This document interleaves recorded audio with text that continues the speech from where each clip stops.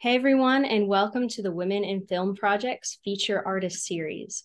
I'm Morgan Taylor, the host of the Women in Film Project, and we are all about amplifying women's voices in cinema, shining a light on women's stories in the industry, and providing resources to the next generation of filmmakers.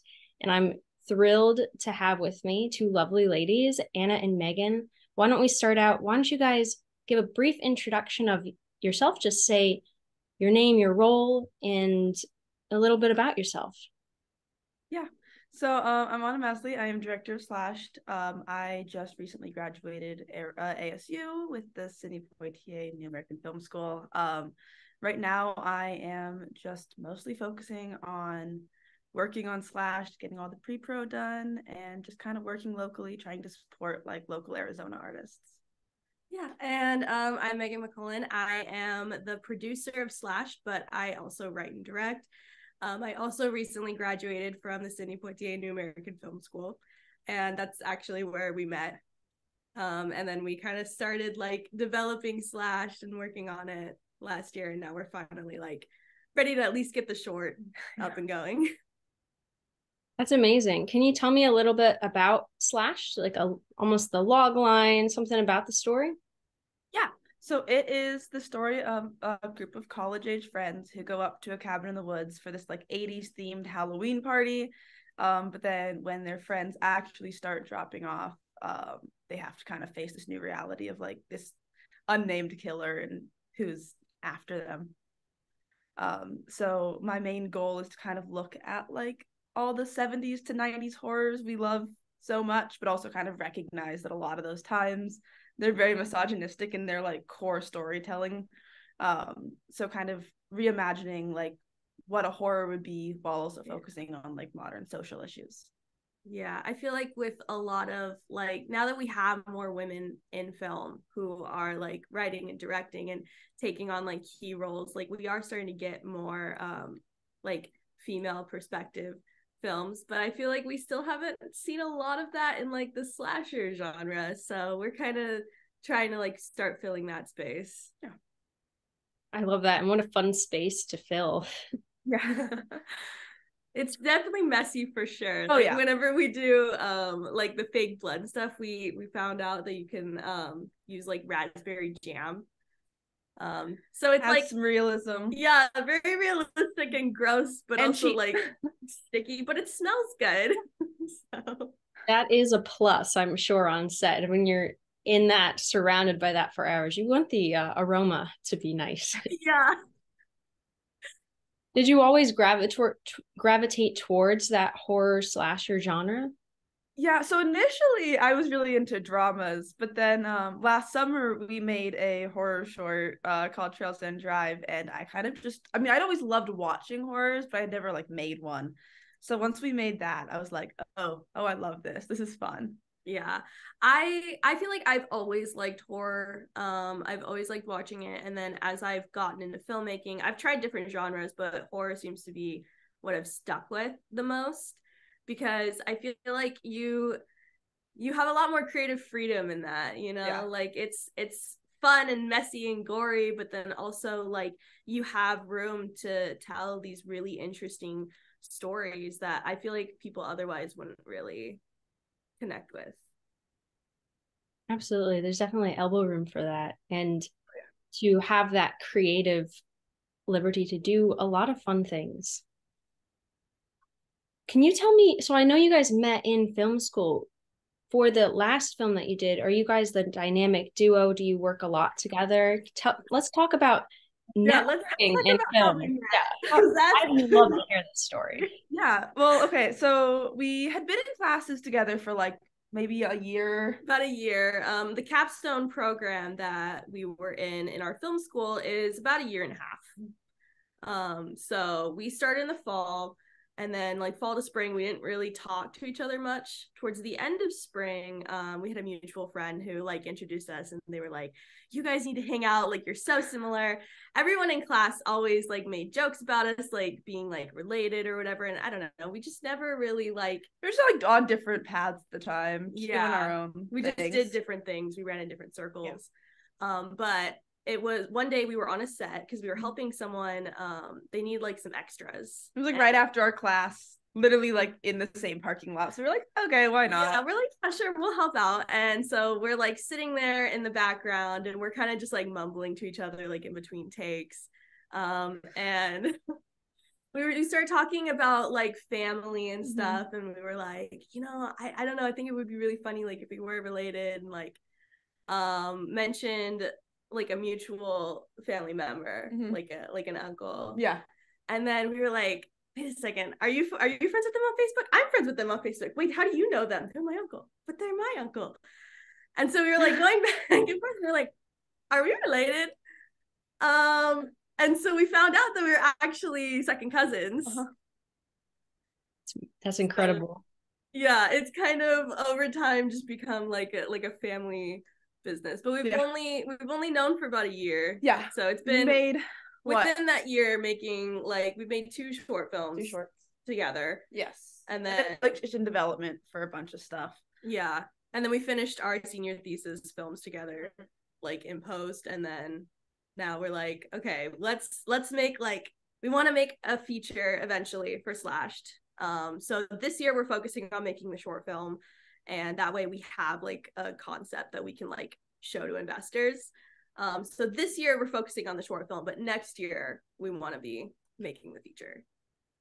That's awesome. And where are you right now in the short film pre-production phases? So right now we are about to launch our crowdfunding page in just about a week here, just finalizing feedback and everything. That'll be on Seed and Spark. And then once we launch that, really just like diving into auditions, gathering crew, and then filming in August. So right around the corner. We're filming August 9th through the 14th. And then we're planning to be done with post around January-ish. And then festivals, looking for investors. She has to finish up the feature. Yeah, because we have a rough draft right now, but we've been making a lot of changes now that we've like rewritten the short like 20 times at this point. So yeah. And then we are hoping towards the end of this year to actually do like an investor party where we can launch the trailer of the short film. Yeah. And throw like a little Halloween party of our own to kind of bring everyone together and talk about the film. Yeah, October will be a big month for us in terms of like getting notice for the feature. All the Halloween marketing, the classics. October is a good time to try to get funding for your slashers. So we're like, okay, let's try to get ready for that. Absolutely. It is horror month for sure. Oh yeah. Awesome. So I'd love to chat through some of the producer hat things, because even as you're talking about, here are all these steps towards getting the short film and then getting the feature put together. Do you have approaches that you take in casting and auditions? So when it comes to casting, what I personally look for, both like as someone who's directed and produced, like I want to try to find actors who really like connect with the character. They don't necessarily have to be the character, but they can like really connect with the character. And yeah, definitely, that's important. And yeah, I guess for pre-production, do you have a favorite part of what you're doing right now? I guess for me, like the scheduling, it's very type A, but like I feel like once we have the script and we have the breakdowns, we have the funding, and it's like, okay, so now we just need to line everything up and like schedule it out. I think that's probably my favorite part. You kind of just see everything like slowly fall into place. And I feel like, even before the movie's actually made, like you can just like see it on paper. Like that's when it like feels real. How about you, Anna? I feel like my favorite is always like once you have crowdfunding launched and you're looking for like your crew. Because I know I've been hyping up the film so much around like local film events, and they're all like, everyone's like, what do you need? How can I help? And like I'm just excited to be able to like finally go to them and see like how all my friends in film can like how we can all work together, and like you make a little family. So it's always exciting to like start building that. relationship and like Yeah. getting into rehearsals and like meetings and all that kind of stuff. Yeah, it's definitely fun to bring the right people together. Yeah.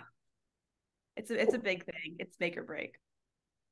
Because we talked about how you two met, which I still think is the most bizarre and incredible story. In terms of networking in film school, how do you, I guess, make those strong connections that can lead to future work on future films? And this is coming from the standpoint of people who may be listening to this podcast who are newer to the industry and want to start growing their network. How can they do that? How did you do that? I think a lot of it happens offset more than anything. Like everyone always says, like, oh, well, you need to get on a set. You need to get on a set. That's how you meet people. That's how you get jobs. And it's like, well, yes, but also when you're trying to get on your first set, how do you get on your first set? You have to know people who are already in the industry, which is why, like, I always tell people, regardless of where you're at, there's probably like a Facebook group or like a Discord or like something. Like there are indie filmmakers everywhere. And I mean, you can like volunteer to help people and like start out working for free a couple times. It's a great way to meet people. Yeah. Luckily for us here in Phoenix, we have like the Arizona Filmmakers, the Arizona Production Association. We just started Phoenix Screenwriters. Yeah. Phoenix Screenwriters. So we have a lot of groups here that have a lot of events or networking like parties and stuff. And so we'll go to those and like that's how we meet people. And then the connection kind of starts there. Yeah. We actually met our DP through the Arizona Production Association. Yeah. When she came to visit a club that Meghan was running a little panel for at ASU. So she came and did a panel, and then we learned about the APA through her. Yeah. So yeah, a lot of those networking events. But as far as like in school, I think another big thing is like just supporting your fellow filmmakers in school as much as possible, because it's a give and take. And if you're not there to support others, you know, it can be a struggle trying to find like-minded people at first, but once you find those connections, like really just kind of building from there. Mm-hmm. And also like being genuine, like you kind of have to be friends with people in order to like really build your career and get to where you want to go. Yeah, definitely. And a lot of people have a different introduction to film and draw to film. You guys both went to film school. Can you speak to what that meant for you or how film school helped prepare you for what you are now? I feel like if you know for sure you want to get into film and that's something that's feasible for you, it is a big help. Just because by the time I graduated, it's not like we just directed or just wrote. Like all your classes, like we learned how to use cameras, we learned how to grip and gaff and like edit, do DIT, be scripties, do sound. So like by the time you get out of film school, you can fill any role in some capacity. You have a more like general like view on film and all the different departments that are involved and all the different jobs that there are. For me, I feel like if I didn't go to film school, I wouldn't be where I'm at right now making movies independently, because I come from like a military background. My whole family, like they have nothing to do with film, nothing to do with media. So going to film school was really my foot in the door and my opportunity to meet people who actually worked in the industry. Like a lot of our professors work in the industry, and I've met a lot of other students who are like currently working in LA and New York. And if I didn't go to film school, I wouldn't have those connections. So if you're someone who's kind of like me, where you're on the outside, but this is like what you want to do with your life, like it is feasible. You know, it can be a lot of late nights and stuff. I had to get a lot of scholarships to make it happen, but it's feasible. A lot of sleepless nights, but it's totally worth it. Yeah, that's amazing. And it's wonderful to see how it's even gives you a glimpse of all the aspects of film, because even now you're all wearing multiple hats in what you're doing. Yeah, especially when you are starting on the ground level and you're making films independently. Like you'll have the title of like director, producer, writer, but like you're doing everything on set a lot of times, depending on the size of your crew. I mean, there are some films that we've worked on where, like the 2 shorts that we did last year, last summer. I think the first one we had a cast and crew of 4 people, including us. Yeah. So it was like us and 2 other people, and we were just like filming the whole thing, but then also acting and editing. Yeah. And so that was really more of an exercise. And then the short film that we did after that, we still had a crew of like 6. I think 6, including cast. Yeah. But it was like very small. It was, which are like, honestly, I always think they're so much fun. Because you have like your closest friends up at a location. Like we did another one in like a house like out in the woods in Sedona.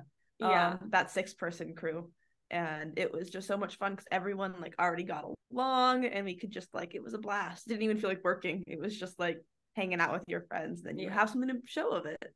And then when we did our thesis films through ASU, I had a crew of 50 people that I was directing, so that was very different, because that was the first time I had ever really done that. And I feel like if it wasn't for film school like giving me the resources to do that, I wouldn't have been able to. So you get experience on both sides, you get to work with crews of like 5 people, and then you get to work on crews of 50. Wow. And that's a big difference, and I'm sure that prepares you for film in the post-school world. Oh yeah. Because I mean, especially here in Phoenix, we have a decent industry, but it's still pretty small. It's growing. But I mean, I've been on sets where there's like 200 people working on a 30-second commercial. And then I've been on sets where there's like 8 of us and we're just making like a little TV pilot. So I mean, the industry is like that too, where like you never really know what you're going to get from project to project. Until you get that call sheet, you have no idea like how many people are going to be on that set with you. Right. Such diverse sets. And I want to transition our conversation also to the diversity in more basically being women in the film industry. You mentioned that on the writing standpoint of writing in those types of stories. Did you experience that on being on sets in Arizona? What does it mean to be a woman in film? Yeah, I think so the APA right now is doing some great work in creating more of a space for women on set in Arizona. We've actually got a whole group chat of like 100 of us where we can just like throw ideas back and forth.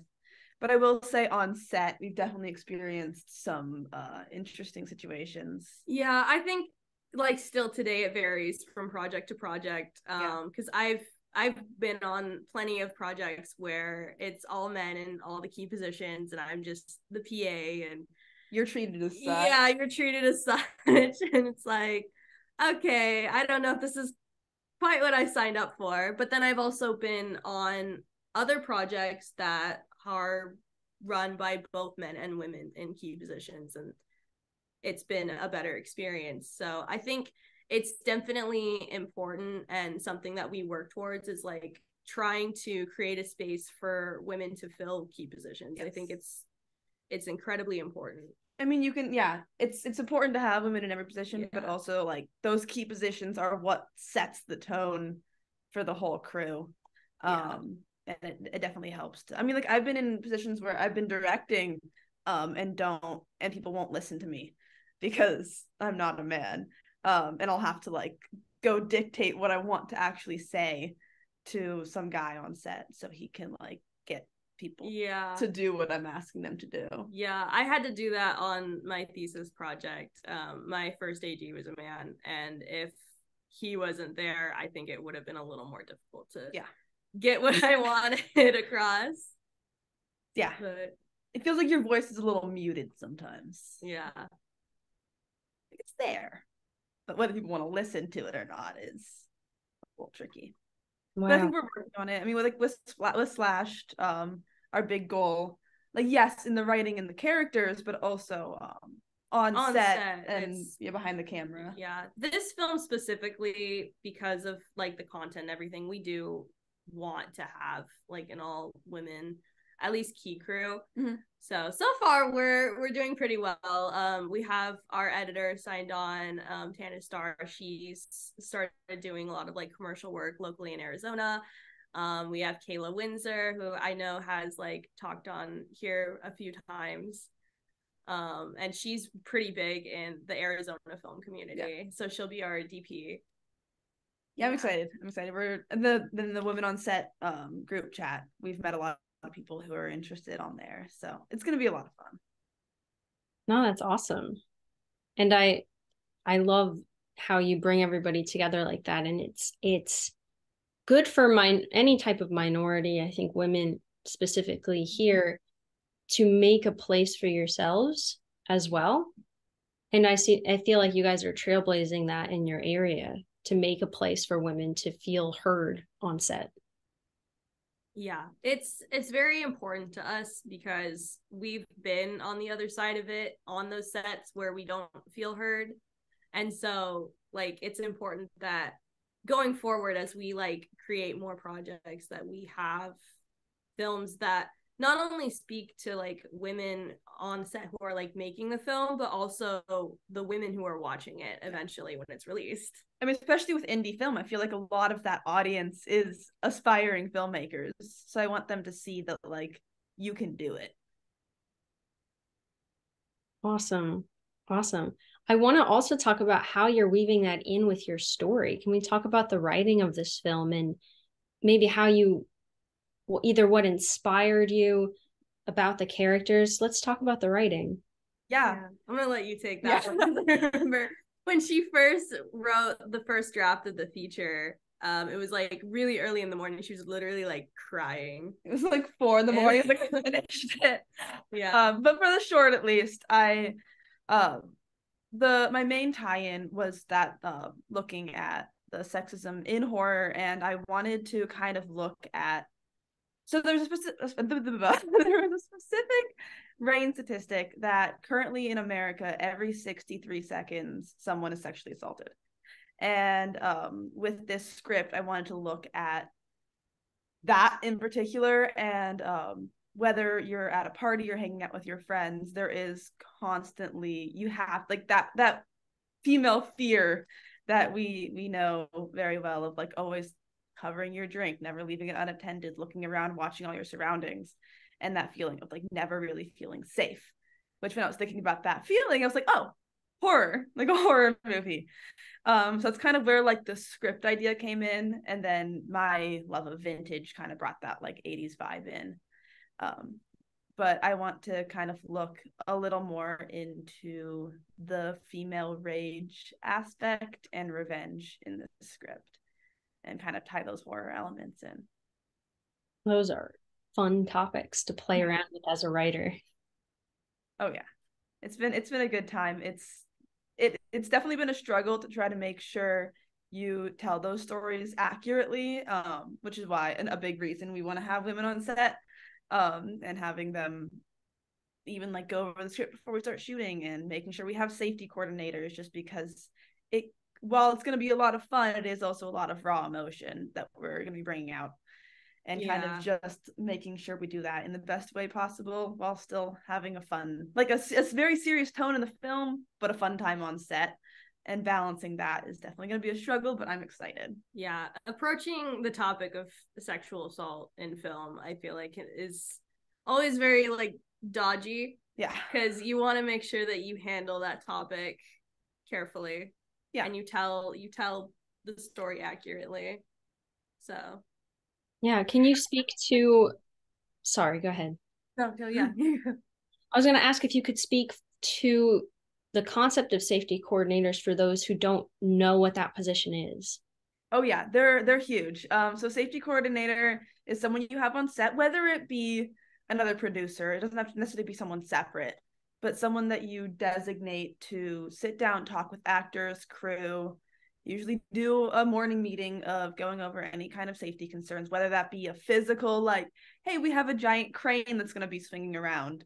Keep your eye out for that. We have hard hats. We have masks for asbestos, all that kind of stuff. Yeah. But then also like emotional safety of like, today we're going to be shooting some really difficult scenes, and these are the triggers that it might bring up. If you need to step away, that's totally fine. Just let us know and we can like create a place for you to go. Making sure that people always feel heard, making sure that there's somewhere where people can speak up if they have a safety concern, or if they're uncomfortable with anything. It's a huge role. That I think is really important. It's something that I didn't even really know was a thing until we went to film school. One thing I love about Arizona State University is how they have really kind of been trailblazing in terms of making sure that students are not only making good films, but also making them ethically. Yeah. So they've always encouraged us to make sure you have like a safety and or intimacy coordinator depending on the content of your films, and making sure that you're taking care of actor and crew welfare while you're making the project, because I think that's a huge factor as to whether or not your film is going to be good by the end of it. If people aren't having a fun time on set, you're not going to get a good product. But if everybody on set feels heard and understood and everyone gets along, you know, and you have that family community, then you're going to have a good product by the end of it. I mean, it's almost a guarantee that something is going to go wrong on every set. So the thing about the safety coordinator is that there's someone that you can go to and voice that concern before it becomes a big issue. And I think that's why it's mostly important. Yeah. That's incredible. And I love how the industry is evolving to have things like that. I'm not sure when that position became established in essence, but that this is an important thing that all the major sets are having, that this is something that we're doing as we evolve into the future of filmmaking. Yeah, I think it's really only within the last 5 to 10 years. Yes. So I would say like max 15. Yeah, so it's still pretty recent. I know, especially with the rise of COVID, a lot of the times that was also a COVID coordinator or a health supervisor kind of tied in with that. Yeah, I feel like now that we're in a post-COVID world, like that position's kind of evolving into more of like a safety coordinator. Awesome. I have another writing question, which is in essence, when a script is your baby, I wonder how hard it is to go from a feature script to a short script and how you handled that. It was quite a struggle. A lot of late nights of like, oh my God, I don't know what to do. I have to have all like 20 of these characters, and trying to cut down on not just the plot lines, but like the characters. You can't tell all of these different character lines and character plots in a 12-page script. So kind of, and then just having to really look at that feature script and like, I mean, I say this like it's a lot easier said than done, but kind of looking at the overall script and picking out key plot points and like the story within that script, like unburying the core of it, and then reframing that into a short was like my technique.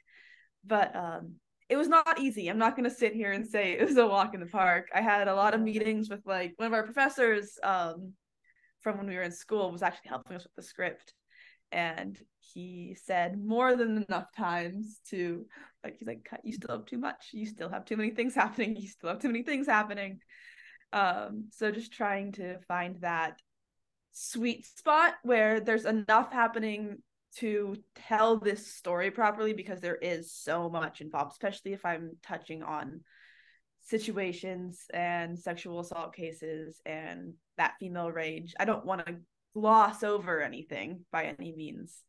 So finding the most important scenes and spending the time on those, I think was my big struggle, but I think we got it. We're on like our 8th draft right now. I'm sure there will probably be a couple other before we shoot in August, but as far as like cutting down on characters and everything, I think that was the most difficult part, even for me too, reading the feature versus the short, because the feature, when we do make it, will have an ensemble because we have time for that, but you don't quite have time to introduce like 8 characters in 10 minutes unless you just want exposition, and no one really wants that. Yeah. How important was it to have that third party perspective of a professor weighing in or other people weighing in during that writing process? Honestly, life-saving. Because I mean, we were both there when I was writing the feature, and she's heard me talk about these characters where like the characters kind of became my little babies. So she knew how important they all were, and it was hard for us to sit there and realize, like, think what to cut. So getting that outside perspective to look at it with completely fresh eyes and be like, okay, well, you don't need this. Like it hurts to hear sometimes. You're like, no, I do need that. But no, it's a lifesaver to get that fresh perspective for your own sake and your own sanity. Yeah. Because it's easy to cloud your own judgment. Yeah. When it comes to creative works. And I think that speaks again to why it's so important to have friends in the industry who like understand this. And we were lucky enough to have our professors like mentor us throughout not only the program but also beyond that, and still like keep in touch with them, because these are people that have worked in the industry for years and have experience, and they're like, listen, I wish someone would have told me this when I was in my 20s. And so it's nice to have that perspective. Yeah, absolutely. And even I'm curious because I spoke to a few other writers, and sometimes there's an issue of the fear of someone else reading your work. Did you experience anything like that as well? Definitely at first. Sending that first email to some professors of like, hey, I know I've been talking about this project for like a year, but I finally have a script. That was nerve-wracking. But personally, I love feedback. I love being critiqued. It fuels me when someone is like, oh, this scene is horrible. Here's how you can fix it. And having those brainstorming sessions, because I do get lost in my own head a lot when it comes to my scripts. So it was definitely scary, but I don't know what I would have done without that help. So the next few drafts were a lot easier to send out because it was like, okay, this is a huge lifesaver. So yeah, it got easier. And for writers who are a little more hesitant to have someone read their work, I always say, like, have your friend read it, have your sibling read it. Even if they're not in film, just have someone read it. I often do that because I'm the same way. I don't always like want to send my scripts off right away. I'm like, so like I'll have Anna read it, or I'll send it to like my brother. My brother, he's a novel writer. Or like send it to other family members and just kind of get like general opinions. And then I feel like I can kind of build towards sending it to professionals and being like, okay, so here's my script. I need feedback. And just like, I'm at a point now where I don't get crushed every time I get critiqued, but definitely early on, it's like, no, but I thought this was amazing and you're telling me everything that's wrong with it. And I mean, yeah, that's the other thing is like trying not to take any of the feedback too personally, which I know is so difficult for creatives because we do put our blood, sweat, and tears into these scripts. But at the end of the day, they're not critiquing you. They're not even critiquing you as a writer. They're critiquing the story and like those pages in front of them. So trying to find a place where you can separate yourself a little bit from the script in those feedback sessions is huge. Awesome. Thanks, guys. Yeah. I have a few more questions. Some of them are a little wild card, like a little off topic of what we're talking about now, but I'm curious to know if there was a moment when you knew that you wanted to be a filmmaker. Actually, yes. So I was probably 6 or 7 at my aunt's house in Pittsburgh. And I was watching Indiana Jones, and it was like late at night. And the credits rolled. And I think it was just because I was so young, I'd never really pay attention to the credits. But I was like wide awake in the middle of the night trying to stay quiet.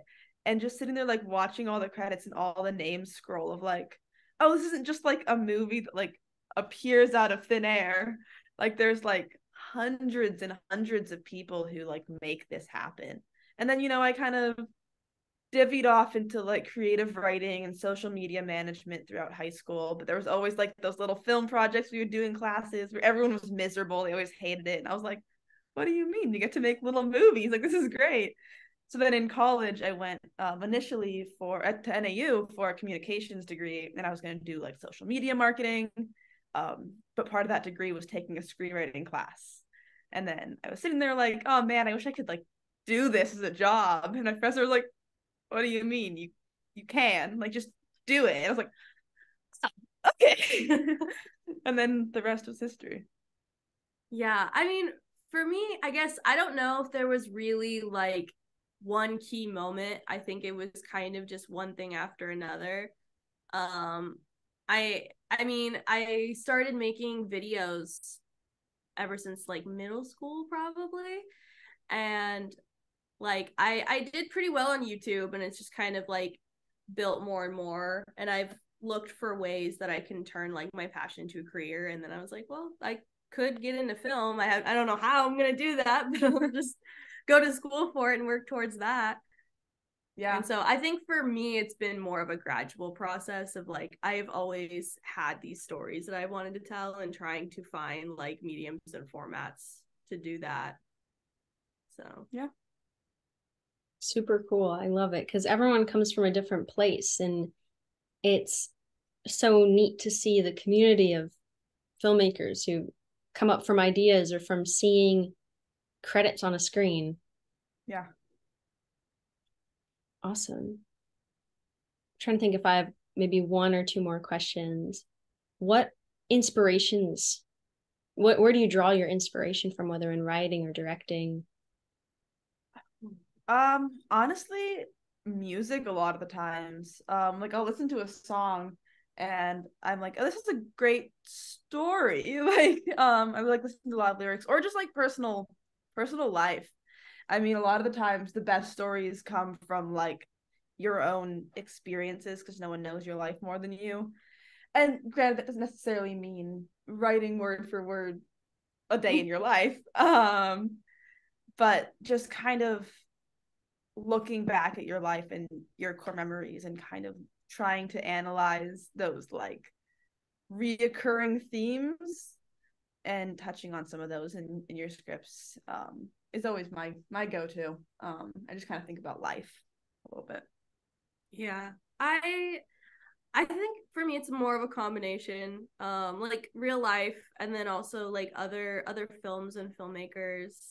A lot of my like creative vision comes from like directors like Sofia Coppola, Francis Ford Coppola, and George Lucas, Steven Spielberg, Tim Burton. Growing up though, I always saw like male directors, just because that's what was big in Hollywood at the time. And I didn't necessarily know much about the indie film scene until later in life. But I think that's also why like I wanted to join the film industry and make movies, and maybe someday make like bigger blockbusters. And now we do have more women in film, but like I want to also be that person for other little girls, like so they can have other girl directors to look up towards and not just men in Hollywood. Yeah. Beautiful. So as you guys are going into crowdfunding soon, tell us where, like remind everyone, because you said at the beginning, where people can go to keep in touch with Slash and, or just say that, Slashed, there we go, and just be a part of that process of seeing the progress and helping fund your film. Yeah, so we're on Instagram and TikTok right now as just Slashed Film. And then we'll have our crowdfunding page up on Seed and Spark. We're working on getting a Facebook up too, just because it's easier to share sometimes. Yeah. But it'll be Slashed Film, all one word. Yeah, all one word. Literally any social media platform. We've managed to score it on like every platform. We're on Twitter too, just Slashed Film. Awesome, that's perfect. Do a quick Google search Slashed Film and find you on all everything. Hopefully. Yeah. Hopefully. I think. Yeah, and everyone be on the lookout for that Seed and Spark page and contribute if you can, and share the page even if you can't contribute, so that more people can come and support the work that you guys are doing here. Yeah, so yeah, as we're closing out, if you want to any little piece of advice that you, well, both of you can go ahead and give if you have another nugget of advice for aspiring filmmakers who are maybe earlier on in their journey, but they're still on the same journey, because we're all on that same journey. Any bit of advice that you have to share?